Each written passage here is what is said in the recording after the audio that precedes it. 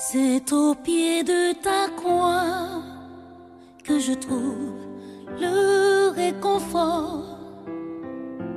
Je n'ai plus peur de rien quand je suis blottie dans tes bras. C'est au pied de ta croix que je trouve le réconfort. Je n'ai plus peur de rien quand je suis blottie dans tes bras. Assoiffée de ton eau qui me redonne la vie, tu me nourris avec ton pain de vie.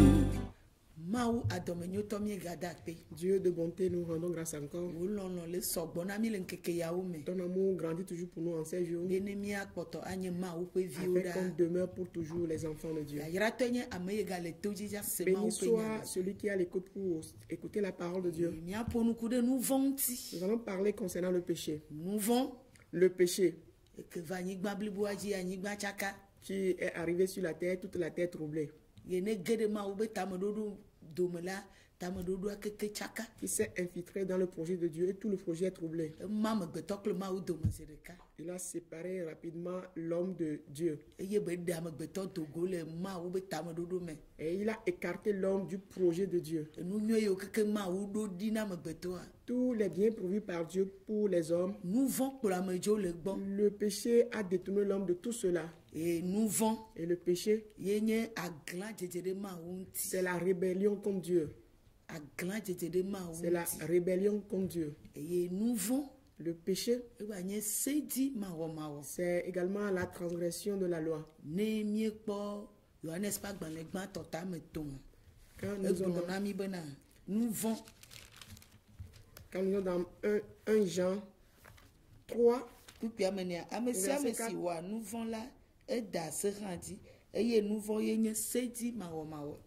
1 Jean 3, le verset 4 nous dit: quiconque pêche transgresse la loi, et le péché est la transgression de la loi. Le péché, c'est la rébellion contre Dieu. Dans le jardin, Adam et Ève se sont rebellés contre Dieu.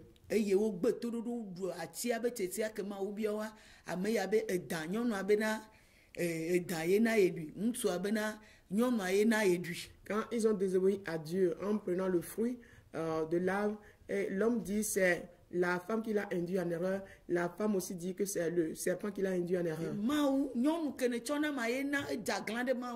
Il dit mais Dieu, c'est la femme que tu m'as donnée, c'est elle qui m'a poussé à cela.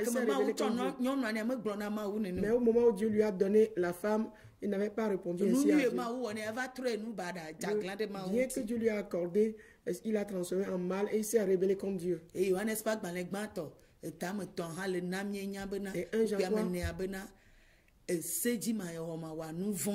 et 1 Jean 3, le verset 4 également nous dit que le péché c'est la transgression de la loi.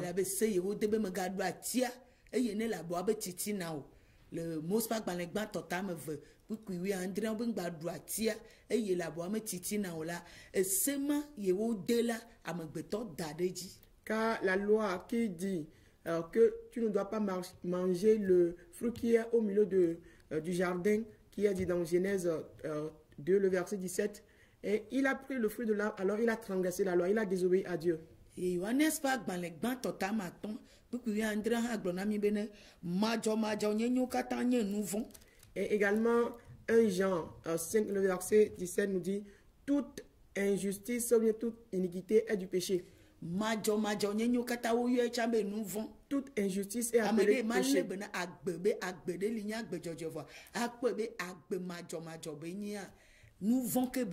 Celui qui ne garde pas une vie de justice mais continue dans l'injustice, c'est aussi du péché.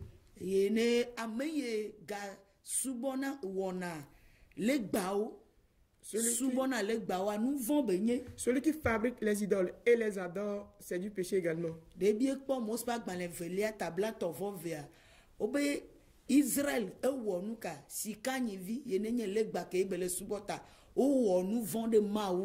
quand nous lisons dans Exode 32, et là, le verset 31, il est dit que là-bas, Israël a érigé, les enfants d'Israël ont érigé une idole qui est le veau d'or. Donc cela, c'est quoi? C'est un péché. Dieu parle de péché, ils ont transgressé la loi de Dieu.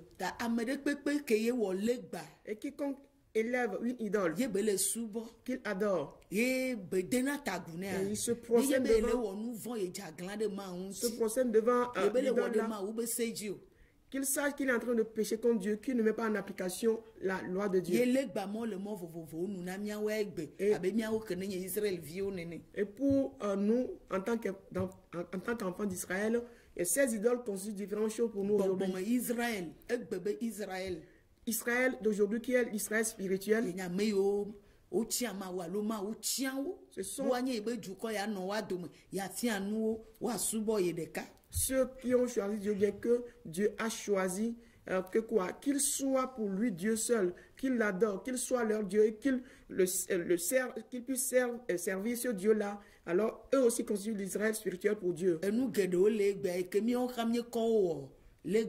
Beaucoup de choses que nous avons érigées aujourd'hui en idoles, que nous adorons. Par exemple, si chaque fois tu dois avoir de l'eau avant de prier, ça c'est de l'idole. Tu ne trouves pas d'huile, tu ne peux pas prier. C'est une idolâtrie. Je parle bien de l'huile d'olive. Si tu ne trouves pas l'huile d'olive, si ce n'est pas versé sur ta tête, c'est comme Dieu n'existe pas pour toi. Ça, c'est de l'idolâtrie aussi. C'est de l'idolâtrie. Tout ce que tu fais, tout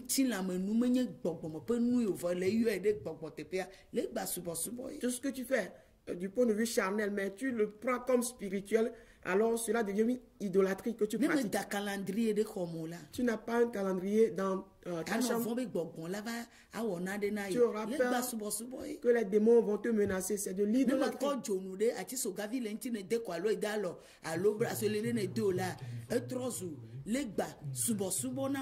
Et si tu n'as pas peut-être de bijoux ou bien de perles au bras, ou bien que tu n'as pas une petite croix à la main quelque part, tu ne peux pas faire ce qu'il faut faire, tu ne peux pas prier, alors c'est de l'idolâtrie. C'est de l'idolâtrie dont il s'agit. Donc nous avons pratiqué différentes sortes de ces choses. Et différentes choses que nous pratiquons.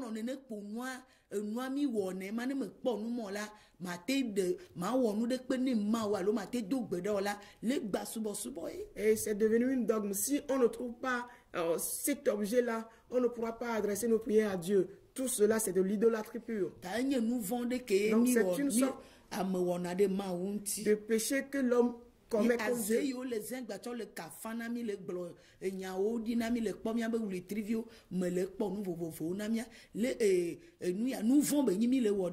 Et toutes sortes de divination qu'on pratique aujourd'hui en disant qu'il veut regarder notre étoile ou bien de l'astrologie, toutes ces choses qu'on présente aujourd'hui, c'est du péché. C'est une sorte de désobéissance contre Dieu. On dit la désobéissance est égale à la divination, c'est égal à la sorcellerie. Quand nous sommes dans 1 Samuel 15, le verset 25 23.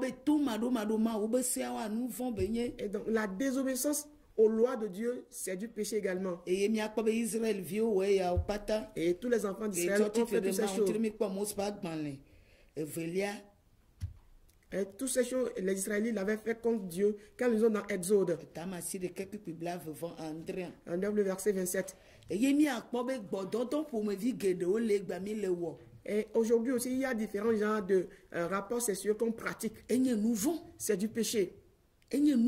C'est du péché que nous commettons. Mais c'est dans l'ignorance qu'on les faisait. Tu couches avec cette femme, tu couches avec cet homme. C'est du péché que nous commettons. Parce que quiconque pratique de telles choses, on l'appelle adultère.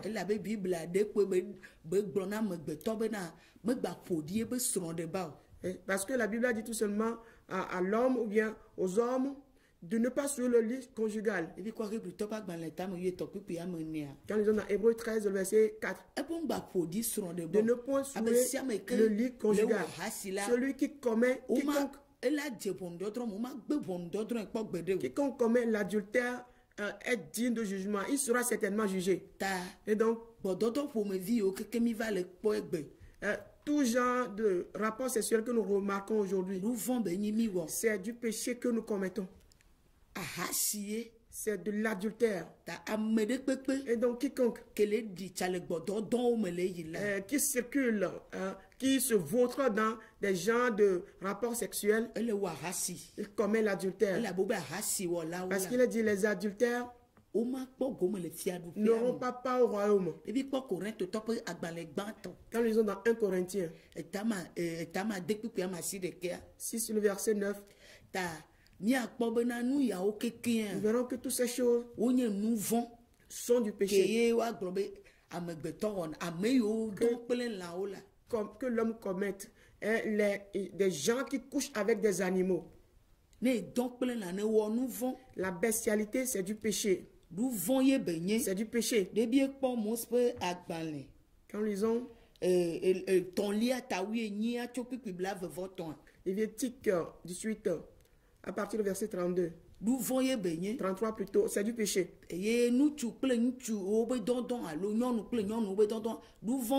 L'homosexualité ou le lesbianisme, tout cela c'est du péché.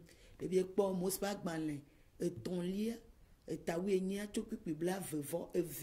ils sont dans Lévitique 18 à partir du verset 22, c'est du péché à éviter. Ceux qui commettent de tels actes vont tomber sous le coup du jugement de Dieu. Un bien que l'homme sait bien pertinemment qu'il doit pratiquer, mais qu'il refuse de le faire.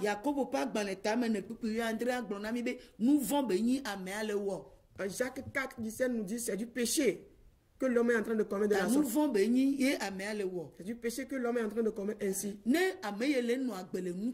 Celui qui vit selon la chair, c'est du péché. Quand ils sont dans Galates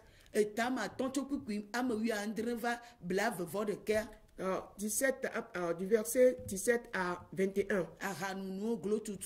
L'ivronnerie, de l'orgueil, des divisions, des sectes, des querelles, le vol, le meurtre. Toutes ces choses constituent du péché. Quiconque se donne à ces choses, c'est du péché. On remarque toutes ces choses dans le monde où nous sommes et nous les pratiquons aussi. Nous faisons toutes ces choses dans le monde. On ment, c'est du péché. On ment, c'est du péché. Ce sont des conduites de la chair que l'homme possède. Donc, ce péché a fait en sorte que, en les faisant, nous nous opposons à Dieu, on se rebelle contre Dieu. Nous ne mettons pas en application les lois de Dieu. Et en tout ceci, on vit que dans l'injustice. Et celui qui se donne,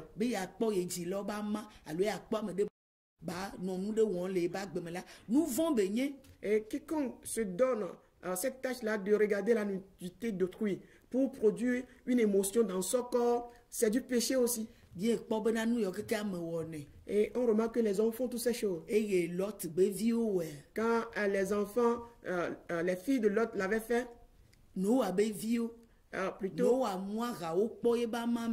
quand Noé s'est saoulé et on a découvert sa nudité, au lieu de couvrir leur père, ils ont refusé. Ils ont refusé. Et ils ont découvert sa nudité, ils se sont opposés à lui. Il les a maudits.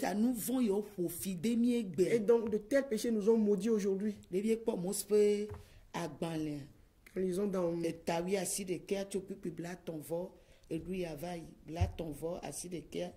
et quand ils ont dans Genèse 9, du verset 33, 22, 9, 22. Genèse 9, 22 plutôt. Il avait fait. Et leur père la nudité de leur papa, ils ont plutôt appelé leurs frères, leurs soeurs, le reste de pouvoir découvrir sa nudité. Ce n'était pas quelque chose qui leur a profitable. Ça n'a pas été utile pour eux.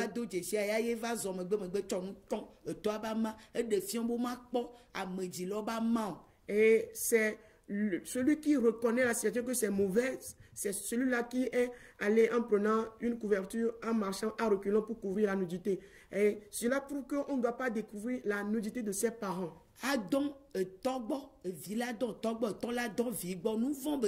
De l'inceste. L'inceste, c'est du péché.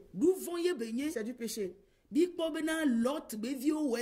On a remarqué que les filles de Lot ont fait ceci. Dans Genèse 19. Elle l'avait fait. Qu'est-ce qu'elle avait fait?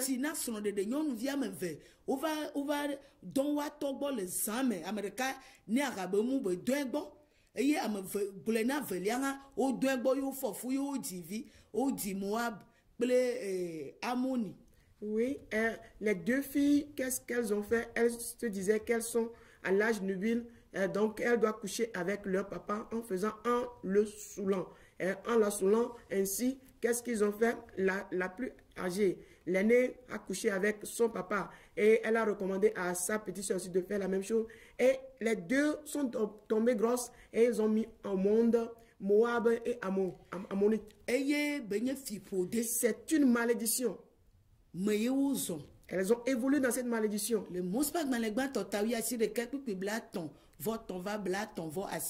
Dans Genèse 19, le verset 33 à 39. Ce qui fait que le pays de Moab, et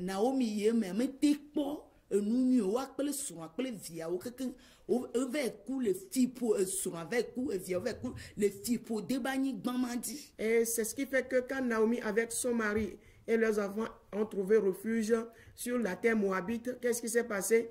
Le mari de Naomi et ses enfants sont morts. C'est une terre de malédiction, donc ils n'ont pas trouvé du repos là-bas. Et donc il y a certaines terres aujourd'hui, il y a certains pays qui mènent de telles vies.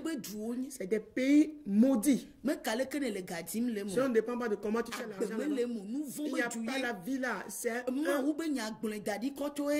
un pays du péché. La parole de Dieu en a parlé. C'est ce que nous remarquons aujourd'hui.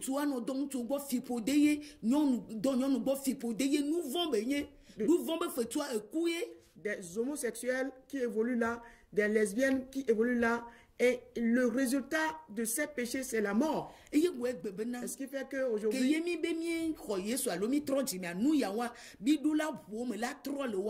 ayant reçu Jésus aujourd'hui, on s'est dit qu'on s'est repenti, il nous faut confesser ces choses et les abandonner. Coucher avec une bête, c'est caché en toi. Dès qu'on commet de tels actes là, nos âmes encaissent ces choses, nos esprits, notre esprit encaisse ces choses avant que notre corps ne manifeste l'action. Ce qui fait que tu vas évoluer, mais tu vas te dire, tu fais ceci, je fais cela, ça ne réussit pas. Mais la seule chose que Dieu nous informe, tout ce qui est en Dieu réussit. Il n'y a rien en Dieu qui ne doit pas réussir. Mais à cause du péché, toute la terre est détruite. L'homme est mort. Le péché est égal à la mort. Le salaire du péché, c'est la mort. Romains. Alors, 6, le verset 23 nous le dit. Et donc, toutes ces choses, nous les remarquons aujourd'hui sur la terre. Non seulement qu'on les remarque, mais les hommes pratiquent de telles choses. On les commet. Et ces choses se sont multipliées. Et ce n'est pas fait, mais c'est devenu chose de civilisation pour les hommes. Pour se rebeller, s'opposer à Dieu. Mais Dieu dit qu'il ne va pas s'empêcher de juger de telles transgressions, de tels péchés. Et que de telles personnes qui commettent de tels actes n'auront pas pouvoir. Bien sûr, Dieu en pratiquant toutes sortes d'idolâtries, toute personne qui pratique de telles choses n'aura pas pouvoir, de tels adultères. Adultère. C'est lui qui règne en main sur toute la terre. Et il y a des places même préparées. des créatures de Dieu vont en ces endroits pour les commettre. Il va voir personne qui a une seule femme ou bien un seul conjoint. Et il ne te dira pas que c'est la seule femme qu'elle a connue ou bien que c'est le seul mari que cette femme aussi a connu. Ça,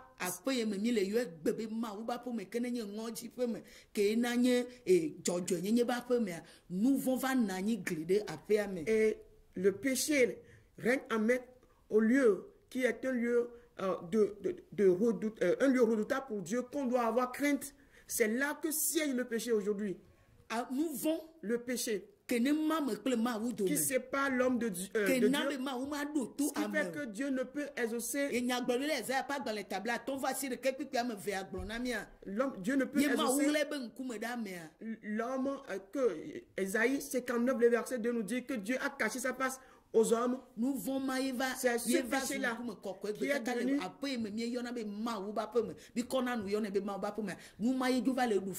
c'est ce qui est la civilisation aujourd'hui. C'est ce qui règne en maître aujourd'hui dans la maison où nous appelons la maison de Dieu. Or, c'est cela qui détruit. C'est cela qui a détourné l'homme du projet de Dieu. C'est ce qui a séparé l'homme de Dieu. Nous n'arrivons plus à voir la part de Dieu. On ne se regarde pas. On ne ressent aucune voix de la part de Dieu. On écoute nos propres voix. Mais c'est en cela que demeure plus l'homme aujourd'hui. Et nous y sommes, mais tout le temps n'espérant la bénédiction. Au lieu de reconnaître que nous avons péché. Comme Romains 3 le dit, à partir du verset 23, que tous sont péchés et que nous sommes privés de la gloire de Dieu.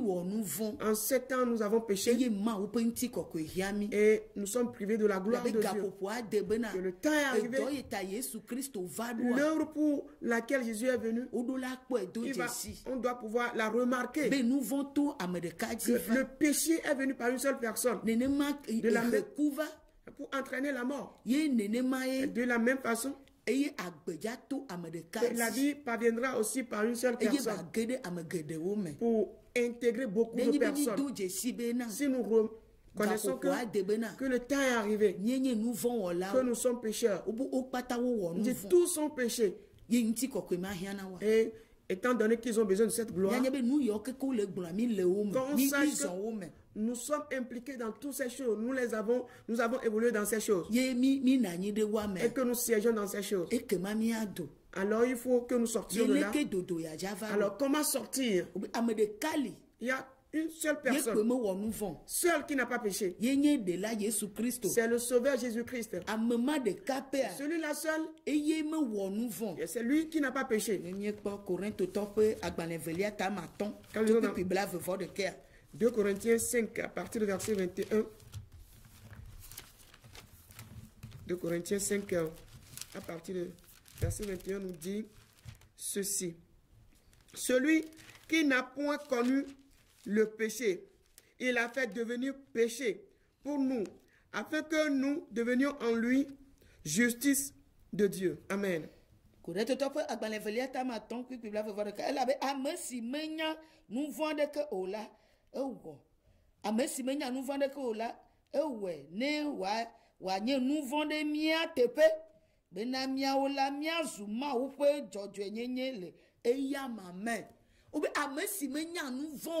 Celui qui n'a point connu du péché, il est devenu péché à notre place. Ce n'est pas qu'il a péché, mais tous les péchés mentionnés que nous avions commis, quand lui il est venu, tous sont péchés. Et ils sont privés de la gloire de Dieu.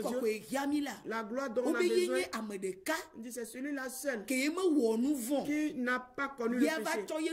Lui, il s'est donné péché à notre place, afin que ne ya te demi be na wa yo mi be amejojo ewo de nous sauver et qu'on nous appelle des justes. o be le ya me On dit en lui. e de fio be ameye le jojo e Cela pour que celui-là qui est de juste, la Yesu Kristo ele jojo le e la Sauveur Jésus qui est juste, ne ye gede mi ame la si c'est lui qui nous e ke inquiète, ma mi ate no alors jojo nous nye ba pourrons mener gbejo la vie de justice. mi amadajo le nou vont ma On pourra bojo se séparer de ce wa péché-là. de mi le nou vont ma Nous mejo pourrons être délivrés de ce ne péché. bien pas correct toi pe agbalegba tota me wi aton to ku blave vo de ke va blave vo ve Quand nous sommes dans 1 Corinthiens 15, 21 à 22, 1 Corinthiens 15, 21 à 22 nous dit ceci. Car puisque la mort est venue par un homme, c'est aussi par un homme qu'est venue la résurrection des morts. Et comme tous meurent en Adam, de même aussi tous revivront en Christ. Amen. Amen. Corinthe to fe agbalegba tota me wi aton ku blave vo de ke va blave vo ve ela be esi wonye amen ela be esi wonye amen me kula to va untila ame kukua wo pe titre la ha to ame keme va ela be alesi ame awo kata kule adam la nenema ke wa gbo agbe wo kata ha le Kristo me obe adam me ye mi ekpo kule nou von ya du fia eye ame sia me nye nou von wola eye me gbo be nou von si a nou von be fetu kwa eku ye mi akeke mi ku. C'est en Adam que nous avons eu ce péché, que nous avons commis ce péché-là. Or, tous en Adam, étant donné que tous ont commis du péché, étant donné aussi que la mort, le péché c'est égal à la mort, tous sont morts. Que nous sommes morts. Maintenant, Jésus-Christ, celui-là qui s'est fait pécher afin de nous sauver, dit par lui que nous aurons la vie. En ces jours, la mort qu'entraîne le péché sévit. Il n'y a que de troubles. Des choses qui ne sont pas bonnes ne font que se multiplier. Tu vas dans la maison de Dieu, tu le verras. Dans le monde, tu le verras. La seule chose pour laquelle Jésus est venu, c'est que le péché ne règne plus. C'est pour cela qu'il s'est fait pécher, afin de nous délivrer des péchés. Mais si ces péchés sont, on déverse même des bénédictions sur nous, ce serait transformé en de malédictions pour nous. On va évoluer toujours dans l'ancienne malédiction. Avant que Jésus ne vienne, cette malédiction va continuer par nous dominer. Le péché va nous dominer. Si tu veux faire le bien, tu ne feras enfin que le péché, le mal. Parce que tu n'es pas sorti du péché. Tu n'es pas sorti de la mort. Un mort ne peut jamais rien. Un mort ne peut pas faire du bien. Un mort ne peut pas se lever, quitter l'endroit où il est. Si cette vie de la résurrection de cette vie ne te parvient pas, il y a Christ qui va t'intégrer, à qui tu dois confesser tes péchés, tes transgressions, il va te pardonner. Nous sommes là remplis de cette iniquité aujourd'hui. Des choses nous arrivent et nous ne comprenons pas. Et ce qui fait que notre évolution ne fait que multiplier le péché. Et c'est enfin le péché qui nous rattrape. C'est la transgression qui nous rattrape. C'est la désobéissance qui nous rattrape. C'est l'orgueil qui nous rattrape. C'est l'adultère qui nous rattrape. C'est l'ivrognerie qui nous rattrape. C'est la rébellion qui nous rattrape. Les querelles, les rancunes, les divisions, ce sont ces choses qui nous rattrapent. C'est l'idolâtrie qui nous rattrape. Tu ne verras que personne qui veut faire du bien, il commence et puis il va évoluer. Il faut qu'il chute dans le péché parce que le péché retire l'autorité de l'homme. Qui a retiré l'autorité à Adam et Ève. Tu n'auras plus d'autorité.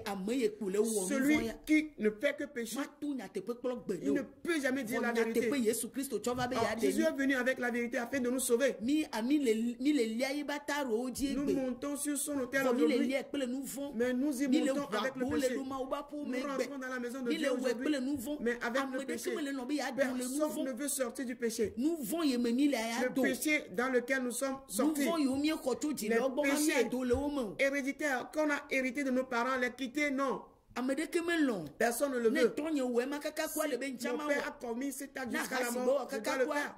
Si mon père il a demeuré dans l'adultère ou ma mère, dans l'adultère jusqu'à la mort, je dois faire les mêmes choses jusqu'à la mort. Si dans la famille, ce ne sont que des meurtriers, ce sont des gens rebelles, orgueilleux, je dois pratiquer les mêmes choses jusqu'à ma mort. Leur a sonné si cette mort ou le péché là est passé par une seule personne aussi est prête. Qui s'est donné, qui est le Sauveur Jésus-Christ, qui est venu dans les derniers jours, en qui il va intégrer et qui croira en lui, cette mort ne pourra plus le vaincre. Il aura la résurrection de la vie.